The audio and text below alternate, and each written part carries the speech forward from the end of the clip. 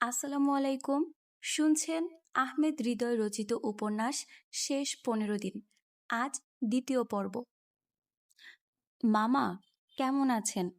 এই তো মামা, ভালো। আপনি কেমন আছেন? হ্যাঁ, আছি। মামা, কেউ কি আপনার কাছে কিছু রেখে গেছে? তেমন কিছু তো আমাকে কেউ দেয়নি, তবে একটা মেয়ে খাতার পাতা রেখে গেছে। ওই যে মামা, আপনার সাথে প্রায় দেখতাম ওই মামুনিকে। আমাকে বলে গেছে কেউ একজন এসে ওটা নিয়ে যাবে, আবার তার জন্য আরেকটা পাতা রেখে যাবে। ও আচ্ছা, ওই কেউটাই আমি মামা। মামা মুচকি হেসে, হো আচ্ছা, এই নেন মামা। মামা, এটা রাখেন, ও এসে নিয়ে যাবে। আর হ্যাঁ মামা, ওই মেয়েটা এবার থেকে প্রতিদিন আপনার কাছে একটি করে চিঠি রেখে যাবে। আপনি নিজ দায়িত্বে রেখে দিয়েন, আমি এসে নিয়ে যাব। আচ্ছা ঠিক আছে। চিঠি পকেটে ভরে সোজা বাসায় চলে আসলাম। রাস্তায় চিঠিটা পড়তে মন চাচ্ছিল, তবে পড়িনি। অনেক কষ্টে মনকে শান্ত করে রেখেছিলাম। ভাবলাম বাসায় গিয়ে ধীরে ধীরে পড়ব প্রিয়তমার কথামালা। তাছাড়া রাস্তায় পড়লে বিষয়টা কেমন দেখাবে। রুমে ঢুকে দরজা বন্ধ করে দিলাম। জামার পকেট থেকে চিঠিটা বের করে বিছানায় শুয়ে পড়তে শুরু করলাম। প্রিয়তম, প্রথমে আমার সালাম নিবে। আমি ভালো আছি, কিন্তু অনেক দিন আমাদের দেখা হয়নি। যদিও গতকাল আমাদের অল্প একটু দেখা হয়েছিল, এবার থেকে আমাদের খুব কম দেখা হবে। জানি সামনে তোমার পরীক্ষা, একটি করে চিঠি দিও। পরীক্ষার আগে আর দেখা করতে হবে না। দোয়া রইল, ভালোভাবে পরীক্ষা দিও। আজ দেখা হবে কলেজে, তোমার অপেক্ষায় থাকব। ইতি, অর্পিতা। আমি এক নিঃশ্বাসে চিঠিটা পড়ে শেষ করলাম। তারপর ভাঁজ করে পকেটে রেখে আপুকে ফোন দিলাম। এর মধ্যে আমি রেডি হয়ে পায়চারি করতে লাগলাম অপুর বাইকের অপেক্ষায়। সময় যেন আর শেষ হতে চাচ্ছে না। এক একটি সেকেন্ডকে মনে হচ্ছে এক একটি ঘন্টা। এর মাঝে বাইকের হর্ন শুনতে পেলাম। অপু এসে পড়েছে। তুই এত দেরি করলি কেন? আমি তো তাড়াতাড়ি আসলাম। শালা, একে তাড়াতাড়ি বলে? আমার দম বন্ধ হয়ে আসছে। বাইক চালু কর। ওকে, কিন্তু আমরা যাচ্ছি কোথায়? কলেজে চল। এখন কলেজে? হ্যাঁ, এখন কথা না বলে বাইকটা ভালো করে চালাতো। একে তো দেরি করে এসেছিস, এখন এত বকবক করিস না। আমি কলেজের গেটের সামনে দাঁড়িয়ে রইলাম অর্পিতার অপেক্ষায়। অনেক সময় ধরে অপেক্ষা করলাম, কিন্তু অর্পিতার দেখা পেলাম না। কি রে, এখন কি করবি? চল, একবার মিনার থেকে ঘুরে আসা যাক। মনটা কেন যেন মিনারে যেতে চাচ্ছে। চল তাহলে। মিনারে ঢুকতেই অর্পিতার চোখে চোখ পড়ল আমার। দুজনেই অপলক তাকিয়ে থাকি কিছুক্ষণ, যেন চোখে চোখে কথা হচ্ছে শত জনমের। মিনারে একা বসে আছে ও। কখন এসেছো? এই তো কয়েক মিনিট আগে। কয়টার ট্রেনে এসেছো? 10:35-এর ট্রেনে। এত সময় একা এখানে বসেছিলে, আর আমাকে ফোন দাওনি কেন? তোমার তো থাকার কথা কলেজের সামনে। আমি অনেক সময় কলেজের সামনে তোমার জন্য অপেক্ষাতে ছিলাম। আমার কথা বলার মাঝে হঠাৎ অর্পিতার দিকে নজর পড়তেই দেখি ও এক দৃষ্টিতে তাকিয়ে আছে আমার দিকে, চোখে পানি। অনেকদিন আমার সাথে দেখা হবে না, এজন্যই হয়তো। কথাও হবে না ফোনে। যদি চিঠি লিখি তবেই কথা হবে দুজনের। অর্পিতা আমাকে বলতে শুরু করলো, তুমি মনোযোগ দিয়ে পড়াশোনা করবে, আমাকে নিয়ে কোনো চিন্তা ভাবনা করবে না। মাঝে মাঝে আমি বিলপাড়ের মাঠে হাঁটতে যাব। তুমিও পড়াশোনা শেষ করে বিকালে হাঁটতে বের হবে। দূর থেকে দেখব তোমাকে। আচ্ছা, এখন আমার বাড়ি যাওয়া দরকার। এখন ট্রেন মিস করলে অনেক দেরি হয়ে যাবে। পরের ট্রেন 2:12 অনেক দেরি। আজ আবার বাবা বাসায়, দেরি হলে বকবে। তুমি বাসায় যাও, নামাজ পড়ো। আর হ্যাঁ, সাবধানে যাবে, নিজের খেয়াল রাখবে, ঠিকমতো খাওয়া দাওয়া করবে। আমি ওর কথা মনোযোগ দিয়ে শুনলাম। ওর কথা শেষ হলে ওকে বিদায় জানিয়ে বাড়ির দিকে রওনা হলাম। আমার আবার আজ কোচিং আছে, সামনে পরীক্ষা, সময় বেশি নেই আর। এখন কোচিং বন্ধ দেয়া কোনোভাবেই চলবে না। তাছাড়া আমি আমার পাগলিটাকে কথা দিয়েছি, আমি কোচিং বন্ধ দিব না। বাসায় ঢুকে ফ্রেশ হয়ে খাওয়া দাওয়া করে কোচিংয়ে গেলাম অপুর সাথে। অপু শুধু আমার বন্ধু না, আমার ভাইয়ের মতোই। আমরা সব সময় সকল পরিস্থিতিতে দুজন দুজনের পাশে থাকি। সূর্য পশ্চিম দিগন্তে হেলে পড়েছে, কিন্তু তার মৃদু লালচে আভা এখনো রয়ে গেছে আকাশ জুড়ে। গোধূলি লগ্নে প্রকৃতির এই মায়াবী রূপ সন্ধ্যার সৌন্দর্যকে আরও বহুগুণ বাড়িয়ে দিয়েছে। আমার ফোনে এখন আর মিয়া খলিফার সেই বিখ্যাত গানের টোন নেই, তার স্থলে রয়েছে কাজী নজরুল ইসলামের বিখ্যাত গজল, রাসূলের অপমানে যদি কাঁদে না তোর মন, মুসলিম নয় মুনাফিক তুই, রাসূলের দুশমন। আর এসবই রয়েছে আমার পাগলিটার জন্য। ও আমাকে অনেক বদলে দিয়েছে। হঠাৎ এই অসময়ে ফোন বেজে উঠল। ফোন হাতে নিয়েই দেখি অর্পিতা কল করেছে। এখন বের হবে? একটু ভেবে বললাম, চলো। আমি কি পরে আসবো? আমি একটু মুচকি হেসে বললাম, তোমার ইচ্ছা। ও একটু আহ্লাদি কণ্ঠে বলল, না, তুমি বলো। ওকে, শাড়ি পরে আসো।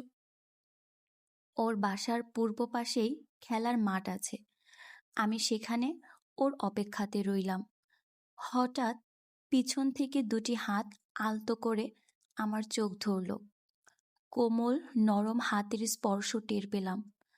আমি কিছু বলতে যাব, তার আগেই, এই চলো। কোথায়? একটা রেস্টুরেন্টে চলো। আমি এবার ওর দিকে নজর দিলাম। ও পরে এসেছে নীল শাড়ি, হাতে নীল চুড়ি, চুলের খোপাতে গোজা নীলকণ্ঠী ফুল। সবকিছু মিলিয়ে মনে হচ্ছে যেন আকাশ থেকে নেমে এসেছে কোনো এক নীলপরী। ওর হাত ধরে হাঁটতে খুব ইচ্ছে হচ্ছিল। মনের সুপ্ত ইচ্ছাকে মনের মধ্যেই চেপে রাখলাম। তবু ও কিভাবে আমার মনের ইচ্ছাটা পড়ে নিল জানি না। ও আমার হাতটা আলতো করে ধরতেই আমার শরীরে ৩৩,০০০ ভোল্টের বিদ্যুৎ প্রবাহিত হয়ে গেল। এর আগে কখনো ওকে স্পর্শ করিনি আমি। ওর হাত ধরে হাঁটতে নিজেকে কেমন যেন অপ্রস্তুত মনে হচ্ছে। বেশ কয়েকদিন হয়ে গেল আমাদের সম্পর্কের। বিশেষ কৃতজ্ঞতা নীলিমাকে। আমাদের দেখা করা থেকে সকল সমস্যাতেই সে ছায়ার মতো পাশে থেকে সব সময় সাহায্য করেছে। বন্ধুদের প্রতিও কৃতজ্ঞতা। তবে অর্পিতার ইচ্ছা না থাকলে, অথবা আমার প্রতি ওর বিশ্বাস, আস্থা, ভরসা আর ভালোবাসা না থাকলে আমাদের সম্পর্কটা এতদূর গড়াতো না। অর্পিতা আমার হাতের আঙুল নিয়ে আপন মনে অবলীলায় খেলছে। মনে হচ্ছে যেন একটা বাচ্চা মেয়ে খেলা করছে। ল্যাম্পপোস্টের আলোতে আমি ওর মুখের দিকে চেয়ে দেখি। ওকে আরও বেশি সুন্দর লাগছে। মুখের হাস্যোজ্জ্বল অভিব্যক্তি আমার হৃদয় ছুঁয়ে যাচ্ছে। হাঁটতে হাঁটতে দুজনে একটা রেস্টুরেন্টের সামনে আসলাম। আমার কপাল সুপ্রসন্ন ছিল। রেস্টুরেন্ট প্রায় ফাঁকা ছিল। অন্যান্য দিনে সন্ধ্যার সময় এই সময় প্রচুর ভিড় থাকে। আমরা দুজনে একই টেবিলে সামনাসামনি মুখ করে বসলাম। ওর প্রিয় কাচ্চি বিরিয়ানির অর্ডার দিলাম। আমি নিজের খাওয়া রেখে ওর খাওয়া দেখছি। হঠাৎ ওর চোখে চোখ পড়ে গেল। আমি দ্রুত চোখ নামিয়ে নিলাম, যাতে ও বুঝতে না পারে আমি ওর খাওয়া দেখছি। আমার অবস্থা দেখে ওর ঠোঁটের কোণে দুষ্টু হাসির রেখা ফুটে উঠেছে। ওর ঠোঁটের কোণে খাবারের ছোট্ট অংশ লেগে আছে। আমি কিছুক্ষণ এক দৃষ্টিতে তাকিয়ে থাকার পর সুযোগটাকে কাজে লাগালাম। আঙুল দিয়ে সেটা মুছে দিলাম। ওর চোখের ভাষা ও মুখের অভিব্যক্তি দেখে বুঝলাম ও বলতে চাইছে, লজ্জা পাচ্ছ কেন? কাকে লজ্জা পাচ্ছ? নিজের ভালোবাসাকে? এবার আমি দ্রুত খেতে লাগলাম, আর ও আমার খাওয়া চেয়ে চেয়ে দেখছে। হঠাৎ আমি বিষম খেলাম। ও দ্রুত আমার মুখে পানির গ্লাস তুলে দিয়ে নিজ হাতে পানি খাওয়ালো। পানি খাওয়া শেষে নিজের ওড়না দিয়ে আমার মুখ মুছে দিল অবলীলায়। আজ নিজেকে পৃথিবীর সবচেয়ে ভাগ্যবান ব্যক্তি মনে হচ্ছে। খাওয়া শেষ করে বিল মিটিয়ে আবার দুজনে হাত ধরে হাঁটা শুরু করলাম। অনেকক্ষণ হাত ধরে থাকার ফলে আমার অস্বস্তি কিছুটা কমেছে। এখন বেশ উপভোগ করছি ওর কোমল হাতের স্পর্শ। মাঝে মাঝে ও ওর আঙুল দিয়ে আমার হাতের তালুতে সুড়সুড়ি দিচ্ছে। আমি ওর দিকে না তাকিয়ে হাসছি। অর্পিতা গোপনে সেটা লক্ষ্য করেছে, তবে আমি যে লক্ষ্য করছি না সেটা বললে ভুল হবে। হাসছো কেন? এমনি। মুচকি মুচকি হাসা দুষ্টুদের লক্ষণ। তুমি না দিনে দিনে দুষ্টু হয়ে যাচ্ছ। ও আচ্ছা তাই। ঘড়িতে প্রায় 8টা বাজতে চলল। চলো এখন আমরা বাসায় ফিরে যাই। না, এই তো এলাম, আবার কবে আসতে পারবো তার ঠিক নেই। আজ দুজনে রিকশাতে ঘুরব। অর্পিতার আবদার ফেলতে পারলাম না। এখন কেন জানি ওর কোনো কথাতেই না বলতে পারি না। আমার কাছে করা ওর সব বায়না আবদার পূরণ করতে ভালো লাগে। আগে যে ওর আবদার পূরণ করতাম না তা নয়, তবে এখন কেন জানি একটা অন্যরকম অনুভূতি কাজ করে। আগে আমি ওর চোখে চোখ রেখে কথা বলতে পারতাম না, লজ্জা পেতাম খুব। জানি লজ্জা মেয়েদের ভূষণ, ছেলেদের এটা শোভা পায় না। তবুও আমি ওর সামনে গেলে লজ্জা পেতাম, তাই তেমন কিছু বলতাম না। ও বলতো আর আমি শুধু শুনতাম। যখন ঘুরতে বের হতাম তখন ও যেখানে বলতো সেখানেই যেতে রাজি হয়ে যেতাম। ওর সব কথাতেই আমি সহমত পোষণ করতাম। তবে ওর সাথে কাটানো আগের সময়গুলো আর বর্তমান কাটানোর সময়গুলো সত্যি আলাদা। যদিও ওর আবদারগুলো ঠিক আগের মতোই পূরণ করি, কারণ অর্পিতার আবদারগুলো আমার কাছে এক অন্য অনুভূতির সৃষ্টি করে। ও আবদার না করলে খারাপ লাগে আমার।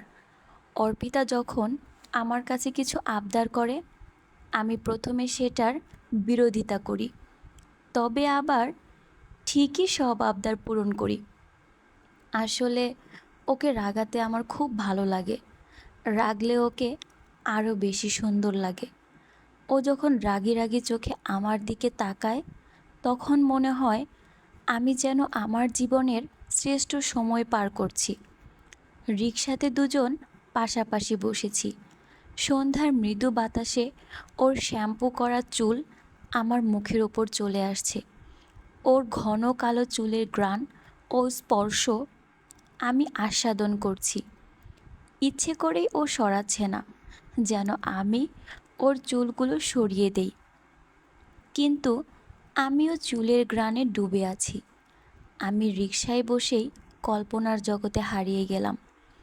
রাস্তা খারাপ থাকায় রিকশাটা হঠাৎ হোঁচট খেল। ভয় পেয়ে অর্পিতা আমার হাত শক্ত করে চেপে ধরল। আমি ওর হাতের বাঁধনটা আলতো করে সরিয়ে দিয়ে নিজেই ওর হাত শক্ত করে চেপে ধরলাম। জানি না হঠাৎ কী হলো আমার, নিজেকে রূপালী পর্দার হিরো বলে মনে হলো।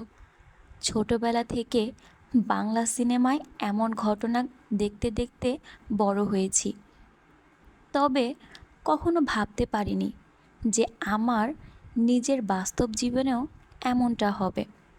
এটা ছিল আমার কল্পনাতীত, যা আজ আমার কাছে বাস্তব হয়ে ধরা দিচ্ছে। অর্পিতার চোখ মুখে দুষ্টু মিষ্টি হাসির আভা খেলা করছে। আচ্ছা, তুমি আমার সাথে অপরিচিতের মতো আচরণ করছো কেন?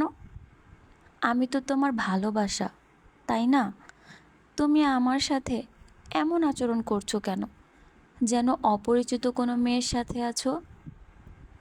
ওর কথা শুনে মনে হলো ও আমার আচরণে মনঃক্ষুণ্ণ হয়েছে। আমি ছোট্ট করে বললাম, দুঃখিত, তুমি তো জানো আমি একটু লাজুক। আমার বেহাল চেহারা দেখে ও মুচকি হাসছে। হঠাৎ ওর হাত শক্ত করে ধরে বলতে লাগলাম, স্বপ্নের সিঁড়ি বেয়ে উড়ে যাব তোমার আকাশে একদিন, কখনো মেঘ, কখনো আনন্দ, আলোয় রোদ্দুর হয়ে তোমার বুকে ঠাঁই নিব রাত দিন। দুপুর 2টা বেজে 30 মিনিট। এই সময় আমি সাধারণত দুপুরে খাবার খেয়ে কিছুক্ষণ শুয়ে মোবাইলে ইন্টারনেট ব্রাউজিং করি, একটু ফেসবুকের নিউজ ফিডে ঘোরাঘুরি করি। প্রতিদিনের ন্যায় আজকেও আমি তাই করছি। এমন সময় অর্পিতার কল। ফোন রিসিভ করতে ওপাশ থেকে আদরে কণ্ঠে বলল, আজ বিকেলে তোমার কোনো কাজ আছে? আমি ওর প্রশ্ন শুনে বুঝে গেলাম আজ ওর কোনো একটা আবদার পূরণ করতে হবে। আজ বিকালে সত্যি আমার বিশেষ কোনো কাজ ছিল না, তাই সত্য কথাটাই বলে দিলাম। তবে এখন বিকালে সময় থাকলেও বাসার বাইরে তেমন বের হই না প্রয়োজন ছাড়া। করোনার কারণে লকডাউন পুরো বাংলাদেশে। তবে নারায়ণগঞ্জ রেড জোনের মধ্যে এই প্রশাসনের কড়াকড়ি ও বিধিনিষেধ বেশি। নারায়ণগঞ্জে করোনার আতঙ্ক দিন দিন বেড়েই চলেছে। অদৃশ্য এক ভাইরাসের ভয় সবার মনে। ভিনদেশি এই অদৃশ্য ভাইরাস সবাইকে ঘরবন্দি করে ফেলেছে। কেন? কিছু প্রয়োজন? জি স্যার, প্রয়োজন। কী প্রয়োজন ম্যাডাম, বলো। এখন বলবো না, বিকালে বলবো। তুমি কথাটা রাখতে পারবে কি না সেটাই ভাবছি। এর আগে কি কখনো এমনটা হয়েছে? ওকে, আব্বু বাসায়, বিকালে বলবো। লকডাউনের কারণে বেশি কিছুদিন ওর সাথে দেখা হয় না। প্রতিদিন নিয়ম করে হোয়াটসঅ্যাপে 15-র অধিক ছবি দেই, তবুও তাতে মন ভরে না। মন অশান্ত হয়ে ওঠে ওকে এক পলক দেখার জন্য, কিন্তু প্রয়োজন ছাড়া বাইরে যাওয়ার উপায় নেই। প্রশাসন খুবই তৎপর। আমার ব্যাকুল মন লকডাউন মানতে চায় না। মনকে এটা সান্ত্বনা দেই যে এটা আমাদের সবার জন্য মঙ্গলজনক, কারণ নতুন এই ভাইরাসটির কোনো প্রতিষেধক এখনও আবিষ্কৃত হয়নি। বিশ্বের বড় বড় বিজ্ঞানীরা দিনরাত এক করে পরিশ্রম করছে নতুন এক ভাইরাসের প্রতিষেধক আবিষ্কারের জন্য। আবার অনেক মহৎ ডাক্তাররা রোগীকে সেবা দিতে গিয়ে অজানা এই ভাইরাসে আক্রান্ত হয়ে প্রাণ হারিয়েছেন। পাগলিটা এবং আমার পরিবারের নিরাপত্তার জন্য হলেও এতটুকু কষ্ট করতে হবে আমাদের। যেহেতু প্রতিষেধক নেই, তাই প্রতিরোধী উত্তম পথ। বিকেল গড়িয়ে সন্ধ্যা হয়ে আসছে। আমি একটা চায়ের দোকানে বসে আছি, সাথে 1 কাপ চা। এই নিয়ে 5 কাপ চা শেষ করে ফেললাম। আরও খাবার ইচ্ছে আছে, তবে সেটা আর হচ্ছে না। বেশি চা খেলে রাতে ঘুম হবে না, অসুস্থ হয়ে যেতে পারি, তাই আর খেলাম না। চা খেতে আমি এতটাই ভালোবাসি যে বন্ধু মহলে আমাকে চাখোর বলে। চায়ের দাম দিয়ে সোজা হাঁটতে লাগলাম পেয়ারা বাগানের দিকে। বাগানের পাশেই রফিক ভাইয়ের দোকান। দোকান থেকে পিচের রাস্তায় আসতে সময় লাগে 10 মিনিট। রফিক ভাইয়ের দোকানের বেঞ্চে বসে আছি। হঠাৎ ফোন বেজে উঠল। হ্যাঁ বলো, কই তুমি? এই তো পেয়ারা বাগান। তোমাকে একটা কাজ দিব, মনে আছে নাকি ভুলেই গিয়েছো? না না ম্যাডাম, বলুন আমাকে কি করতে হবে। আমি ফুচকা খাবো। খাও। তোমার বাড়ির নিচেই তো দোকান। করোনা ভাইরাসের লকডাউনে ওই মামা গ্রামে চলে গেছে। এই সময় আমি ফুচকা কোথায় পাবো সেটা তো আমি জানি না। আমি ফুচকা খাবো এটাই জানি, তুমি কোথা থেকে পাবে সেটা আমি জানি না। রাত 8টার আগে ফুচকা নিয়ে বাসার নিচে আসবে। 9টায় বাবা চলে আসবে, মনে থাকে যেন। আর হ্যাঁ, বের হওয়ার সময় সাথে হ্যান্ড স্যানিটাইজার নিও। অবশ্যই মাস্ক পরে বের হবে। সাবধানে এসো, নিজের খেয়াল রেখো। এখন বাই। আকাশটা আজ মেঘলা সেই সকাল থেকে। সন্ধ্যার এই সময়ে দূরাগত মেঘের ক্ষীণ আওয়াজ পাওয়া যাচ্ছে। যে কোনো সময় বৃষ্টি আসতে পারে অঝোর ধারায়। এখন লকডাউন চলছে। ফুচকাওয়ালা মামারাও ক্রেতা না পেয়ে অনেকেই গ্রামে চলে গেছে। আবার অনেকেই জীবিকার প্রয়োজনে অন্য পেশা বেছে নিয়েছে। আমি এখন ফুচকা পাবো কোথায় এটা নিয়ে পড়ে গেলাম মহা চিন্তায়। আগে জানলে কখনোই ওর প্রস্তাবে সম্মত হতাম না। বন্ধুদের কাছ থেকে বিদায় নিয়ে ছোট্ট ভাই নাদিমকে সাথে নিয়ে রেল স্টেশনের দিকে রওনা হলাম। ওখানে সব সময় ফুচকা চটপটি বিক্রি হয়, তবে লকডাউনের দিনগুলোতে হচ্ছে কি না সেটাই দেখার বিষয়। নাদিমকে নিয়ে স্কুলের সামনের রাস্তা দিয়ে প্ল্যাটফর্মের কাছে জাহাঙ্গীরের দোকানে আসলাম। এসে দেখি মনে মনে যা ধারণা করেছিলাম তাই। আমিও বোকা, লোকজন তো বাহিরে বের হয় না, তাহলে ফুচকা খাবে কে? তাছাড়া ওনাদেরও তো একটা পরিবার আছে। সবাই সবার পরিবারের নিরাপত্তা নিয়ে চিন্তিত। বিষণ্ণ মন নিয়ে ভাইয়ের দোকান থেকে বিদায় নেব এমন সময় আমার স্কুলের বন্ধু আকাশের সাথে দেখা। শুনছিলেন আহমেদ হৃদয় রচিত উপন্যাস শেষ 15 দিন দ্বিতীয় খণ্ড। বাকি অংশ শুনতে পারবেন পরবর্তী অংশে। সে পর্যন্ত সবাই ভালো থাকবেন, সুস্থ থাকবেন। আল্লাহ হাফেজ। আসসালামু আলাইকুম।